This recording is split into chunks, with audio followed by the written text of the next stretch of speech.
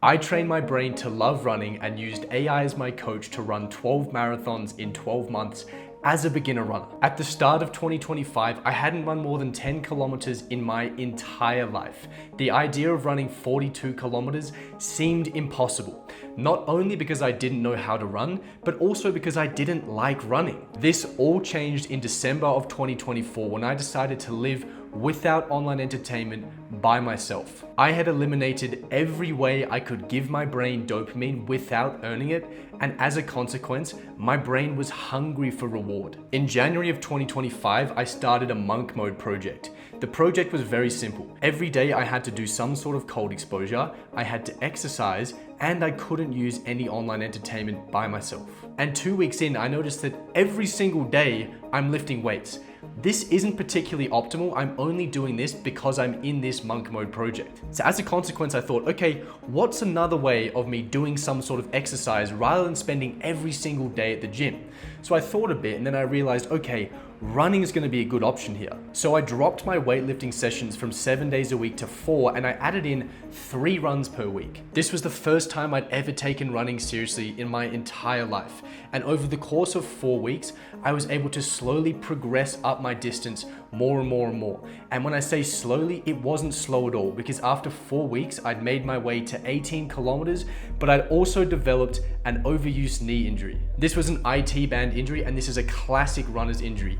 As a consequence, this took me out for 2 months. 2 months where I could not run whatsoever, and I was stuck back at lifting weights every single day. But during these 2 months of injury, I discovered something that absolutely changed my life. And that is that achieving any goal is simply an equation. So you simply set yourself a goal, you define the actions that you need to take to achieve that goal, and then you just apply consistency and time to those actions, and eventually you're going to achieve that goal. This worked across every single domain in my life, so I thought, okay, this is going to apply to running. So the first part of that equation was setting a goal. I needed to define a clear goal that I wanted to achieve. It had to be clear and quantifiable. So for me, I thought, okay, in 6 weeks, I want to run a marathon. Great, so I have my goal. The next part of this equation was figuring out what are the inputs? What are the exact actions required for me to achieve this goal? Now I realized that if I just went off what I thought was correct, I'm probably just gonna end up with another knee injury and I'm not gonna hit this marathon a month. So I needed a coach. Now after scouring the internet, looking far and wide for the best possible coach, I found a coach with infinite wisdom who understood exactly what I wanted to do and was the absolute perfect fit for the bill. ChatGPT. I told Dr. ChatGPT, I want to run a marathon in 6 weeks and I'm only willing to run 3 days per week. The doctor said, you're crazy. I said, I'm not crazy. Figure out a way that I can actually do this. So after a bit of back and forth, I came up with a very simple plan to get me from my knee injury to a marathon in 6 weeks. This consisted of 3 different runs: a short fast run, a long slow run, and a slow recovery run. So I now had the first half of the equation sorted. I had a clear goal, I had clear inputs and actions that would get me to that goal. All I needed to do was apply those inputs and add consistency and time to get me to that goal. So over the next 6 weeks, I slowly progressed and built up my running. My long runs went from 15 Ks up to 17, up to 20, all the way up to 24 Ks with 2 weeks until the marathon. And after tapering back the running for the last week, it was time for me to take on my first ever marathon. Now I woke up that day and I was pumped. I was excited, feeling like, okay, I'm gonna get this first marathon done. This is gonna be easy. Now, right before this run, I took this as an opportunity to really rest and relax and be fully prepared for the marathon. Well, not exactly. Right before the marathon, I decided to hit a 1 rep max on the bench press and hit my first ever 100 kilo bench. Probably not the best idea in hindsight. After preparing for the marathon, getting everything together, including my carbohydrate source of dried dates, I was ready to set off for my first ever marathon. Now these first 10 Ks were amazing. I felt so great. I felt like I'm about to achieve something big. This is gonna be easy. Kilometers 10 to 20 started getting a little bit more challenging, but I'd been here before. I know what it feels like to be at kilometer 18, 19, 20, so it was familiar territory. But around kilometer 22, everything started changing. The cramping started kicking in. This cramping started in my right hamstring, progressed to my left hamstring, got all the way up to my back and my forearms, my calves, and by about kilometer 25, my entire body was cramping. Cramping in the forearms, both forearms right now. and in the right hamstring. So pure pain. This has been a tough 10Ks. This meant for the second half of the marathon, not only was every step I took a step further than I'd ever ran in my entire life, but I had to do it with full body cramps. Hands down, this was the most painful experience of my entire life. Doing this with my friend Toby definitely helped me keep going here, but it didn't make it any less painful. But after battling for a little bit over 5 hours, we made it to our first ever marathon. We did it. Marathon complete, man. This was the most rewarding feeling I'd ever felt in my entire life. This sense of achievement and fulfillment is something that I'd never felt before. And I didn't want to stop feeling this. Now, my friend Toby was on a journey where he was running a marathon every single month. How many marathons have you done this year? This is number 7 for the year. And to me, that seemed absolutely insane. But after I'd ran that first marathon, I realized I want to feel this every single month. Now, after achieving this full loop of goal achievement, setting the goal, finding the inputs, applying consistency and time, and achieving my marathon, I needed a new goal. So I decided to set the new goal of running a marathon every single month. So I went back to my coach, back to Dr. ChatGPT, and I said, all right, we're doing this, a marathon every month. Give me the inputs. Now, the inputs themselves didn't change that much. It was still 3 runs per week, a short run, a long run, and a recovery run. At this point, my long runs were between 18 and 24 kilometers, which was really long for me. However, these were my new inputs. The other big problem I had is that my environment wasn't quite like it was in my first period during the monk mode, getting to the first ever marathon. See, I was going on a bit of an adventure. And during that adventure, I traveled to 4 different continents in 4 weeks. And let's just say that these were not ideal environments for me doing any high quality running training. Still, one of the most brutal runs I can remember is running through Valencia in Spain in about 30-degree heat, full sun, middle of the day, running a half marathon after a few weeks of really not doing all that much training, and I almost had a heart attack. That was extremely difficult. However, after this huge adventure, I landed myself back in Melbourne, sitting in front of the computer, asking Dr. ChatGPT, okay, the training wasn't great, but how do I run another marathon tomorrow? And how do I do it without cramping for 20 kilometers? Now, the doctor told me, okay, the answer is simple here. You just didn't have enough electrolytes in your system for the last run. This is exactly why you cramped. So you need to add in a bunch more electrolytes. So I went to the shops and I bought myself some electrolyte capsules. Electrolyte capsules to the run today, because last time we full body cramped for close to 20 Ks. It was horrendous.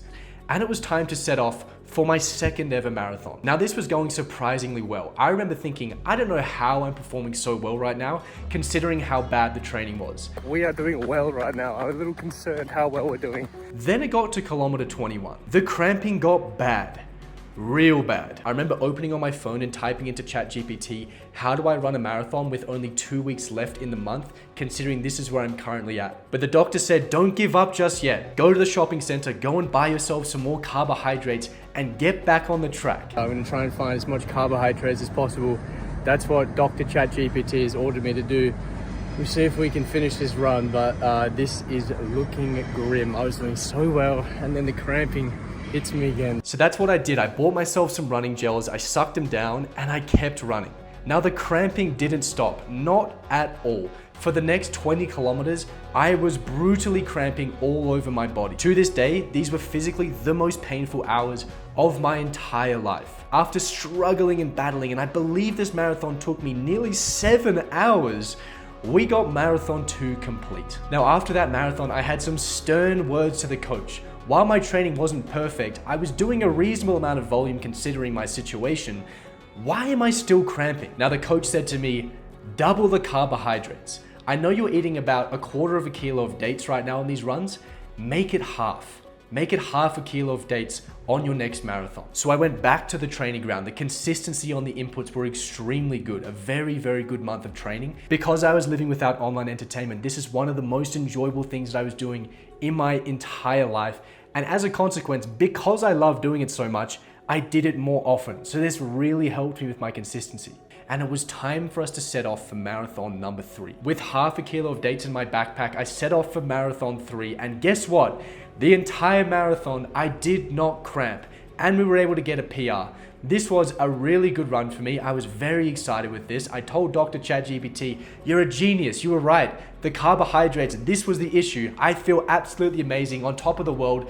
Running a monthly marathon, this is gonna be no problems whatsoever. 2 days later, my foot didn't feel so good, so I asked the doctor, what's going on? And the doctor said, you're probably developing some stress fractures. You need to stop running right now unless you want this to get really bad. Top of the mountain all the way back down to the bottom in about 2 days. So this entire month, I couldn't do a single run whatsoever. The consistency was not there on the inputs. We were not in a great position, but we knew we had to run a marathon every single month. So before we knew it, it was time for marathon number 4. I hadn't run since marathon number 3, but I thought, you know what? We just gotta do it. So I put half a kilo of dates into my backpack and I set off to run marathon number 4. Now 24 Ks in, I thought, hold on a second. I'm not cramping. This is amazing. Despite having done zero training, I'm not cramping at all. So I was very, very chuffed about that. I thought, okay, this is gonna be an absolute breeze. Kilometer 29, however, my body went incorrect. Cramping's back. There's 3 guarantees in this world: death, taxes, and me cramping in a marathon.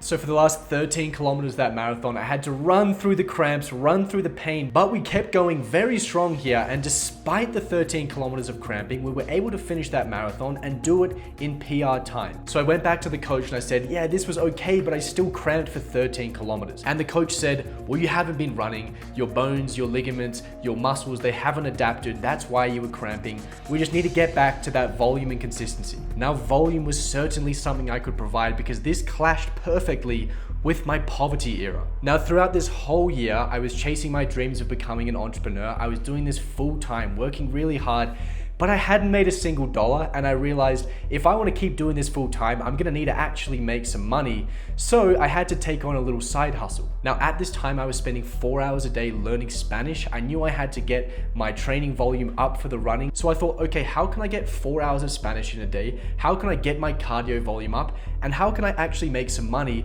so I don't have to go back to my 9 to 5? Now, this was a moment where I sucked in my pride and my ego and I took up a job as an Uber Eats delivery driver. So for 4 hours a day, 4 days a week, I cycled around the suburbs of Melbourne on my push bike, delivering people their lunch while I listened to Spanish content. Now, unsurprisingly, after a few weeks of going from 0 hours of cycling per week to 16, I developed another knee injury, another overuse injury. Now, the timing couldn't have been worse because in just 1 week's time, I was gonna have to run my 5th marathon. However, what am I gonna do about it? I've run in worse conditions. I'm just gonna have to go and do it. This was the point where I could start listening to Spanish content while I was running. And this unlocked a whole new level of productivity because now all my running training now became running training and language learning at the same time. So from this point forward, all of my long runs, all of my marathons, all of my recovery runs was me running and listening to Spanish content at the same time. So we set off to run marathon number 5, and to be honest, this wasn't a bad marathon. The only problem I had is my pre-marathon nutrition wasn't too good. I ate way too much fiber, I had a little bit of stomach and digestion problems, and this slowed me down a bit. Oh boy. But overall, it was quite a good marathon, and we were able to do this without cramping whatsoever. So I went back to the coach, I told him the great news. The coach said, ditch the running, stop eating fiber before a marathon, you idiot, and get back to training and stay consistent. So I said to the doctor, okay, I'm gonna cut out the fiber, but I'm poor. I'm gonna have to keep cycling. So we went back to the training ground. The running stayed consistent, 3 runs per week. I had to keep up the cycling to keep the cash flow coming. And before I knew it, it was time for marathon 6. So I completely switched up the nutrition. I ate pure carbohydrates just before the marathon. Now the doc said to me, whatever you do, don't eat anything but carbs. You just need to fill your glycogen stores, but you don't have time to digest anything. So what am I eating? I'm eating a little bowl of fat-free Greek yogurt and protein powder. I'm sorry, doc, but I'm not going catabolic. And we set off for marathon number 6. Now this marathon was going swimmingly up until about kilometer 23 when the knee pain started kicking in. Now this might have been IT man related, this might have been cyclist knee related, whatever it was, my knee wasn't feeling particularly good. But what am I gonna do but keep running? So we kept running and running and running, and we got to the middle of the day. Now bear in mind, this is summer in Australia and it was starting to get hot. According to my Whoop, the last hour of this marathon we spent entirely in zone 5. This was the first marathon we really battled the conditions, but we got it done. And at the end of this marathon, I vowed to never eat dates again in my life. The dates, I actually hate dates. They're so bad. Eating half a kilo of this dry, fibrous substance while I was in pure agony, this wasn't happening anymore. Now this was another PR for us. Marathons 1 to 6 was a PR every single run except for marathon 2. So I went to doctor and I said, we did it, another marathon, no cramping, I'm the best. And the doctor said, stop running PRs. These PRs were absolutely killing my recovery and they were gonna kill my long-term progress. I had to suck it up, drop the ego, and just start running proper controlled marathons. The doctor also gave me the new fueling strategy. I was gonna start using honey as my carbohydrate source. Now, after another month of extremely consistent running 3 days per week, it was time for us to run Marathon 7. We had really locked in the fueling. The fueling was absolutely perfect. The honey was feeling fantastic. My stomach actually felt good while I was running. I had the energy. I felt amazing. But of course, nothing can go right during the marathons. Now, summer in Australia gets really hot and the previous day was 42 degrees, so everything was very, very dry. This meant that everything was very, very flammable. About 15 kilometers into the marathon, we could see some smoke, and that smoke turned out to be a bushfire. So we had to stop the run, we had to call the fire brigade, save Melbourne City, so after 10 to 15 minutes of being absolute heroes, we could get back to the run. Now I gotta say, not trying to run a PR felt great. It felt so good not having to really push myself to the extremes. Now don't get me wrong, this was painful. All of these marathons have really reframed what pain feels like for me, but this one was nowhere near the level of pain that I'd experienced for the last 6. After finishing Marathon 7, I told the coach the great news. The coach said, do not touch anything. So I didn't touch anything. I stayed consistent with the inputs and we made our way to Marathon 8. Now Marathon 8 was our easiest marathon by an absolute mile. The training was perfect, the nutrition was perfect, the run was perfect, no cramping. I thought, okay, I've got this figured out. All sunshine and rainbows, right? I went back to the coach, I shared the good news. Coach said, don't touch a thing, it's working perfectly. So what did I do? Well, I played tennis 2 hours every other day. What did my IT band say? We're not doing that. After about a week and a half of grinding out the tennis, my IT band was absolutely cooked. This IT band completely prevented me from running all the way up until Marathon 9. Now this was my first marathon outside of Melbourne. I was 3 hours south of Perth in pretty tough, hot conditions, but I thought, okay, we're halfway through the month now, we need to take on this marathon to get it done. Now, almost immediately on starting running, I could feel the IT band and I pushed and I pushed and I pushed, but about 13 Ks in, I realized I can't go any further here. If I keep running, I'm just gonna destroy my IT band and the chance of me doing 12 marathons in 12 months becomes nearly impossible. This was my first failure. The day has finally come. We've attempted to run a marathon and failed. No matter how much pain I could push through, this was a different kind of pain. This was the kind of pain that could put me out for a long time. I already knew how bad it felt having this IT band injury, not being able to run for 2 months, so I wasn't taking any risks. So I went to the doctor, I shared my failure, and the doctor said, just don't run. If you can't run a marathon this month, so be it, but do not exacerbate this problem. But a few days before the end of the month, I thought, I just gotta do this. I have to stick with the marathon a month. I'm already 8 in here. I'm so close. I just have to keep going. So I put on my shoes, I got my pack ready, and I set off to run Marathon 9. Now, about 4 kilometers into this marathon, I realized I'm already in an incredible amount of pain. I'm gonna have to do 10 times this and a bit more to finish this marathon. This is almost impossible. So at this point, I decided to turn around, run home and give up. My dreams of running the monthly marathon had come to a close. This is what I thought.